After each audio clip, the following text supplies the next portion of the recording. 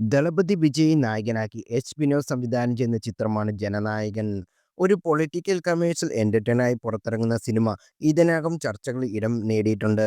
രാഷ്ട്രീയ പ്രവേശത്തിന് മുന്നോടിയായി വിജയ് അഭിനയിക്കുന്ന അവസാന ചിത്രമായിട്ടാണ് ചിത്രത്തിന്റെ പ്രതിഫലവുമായി ബന്ധപ്പെട്ട് നിർമ്മാതാക്കളും വിജയും തമ്മിൽ അഭിപ്രായ വ്യത്യാസം ഉയർന്നിരുന്നു എന്ന തരത്തിൽ റിപ്പോർട്ടുകൾ വന്നിരുന്നു. ഇപ്പോഴാ ഇതിൽ പ്രതികരിക്കുകയാണ് സിനിമയുടെ നിർമ്മാതാക്കൾ. വിജയുമായി അത്തരത്തിൽ ഒരു പ്രശ്നങ്ങളും ഇല്ലെന്നും അദ്ദേഹം ജനനായകന്റെ ഡബ്ബിംഗ് ജോലികൾ പൂർത്തിയാക്കിയെന്നും നിർമ്മാതാക്കൾ ടൈംസ് ഓഫ് ഇന്ത്യയ്ക്ക് നൽകിയ അഭിമുഖത്തിൽ പറഞ്ഞു. നേരത്തെ സിനിമയുടെ പ്രതിഫലം മുഴുവനായി നൽകാത്തതിനാൽ വിജയ് നായകനായ ഡബ്ബിംഗ് പൂർത്തിയാക്കത്തില്ലെന്ന് എന്നായിരുന്നു റിപ്പോർട്ട്. ജനനായകന് 275 കോടിയാണ് വിജയുടെ പ്രതിഫലമെന്നാണ് പുറത്തുവരുന്ന റിപ്പോർട്ടുകൾ. വിജയുടെ മുൻ ചിത്രമായ ദ ഗോട്ടിൽ 200 കോടിയായിരുന്നു നടന്റെ പ്രതിഫലം. എന്നാൽ ഇതിനെ സംബന്ധിച്ച് ഔദ്യോഗിക സ്ഥിരീകരണം ഒന്നും വന്നിട്ടില്ല.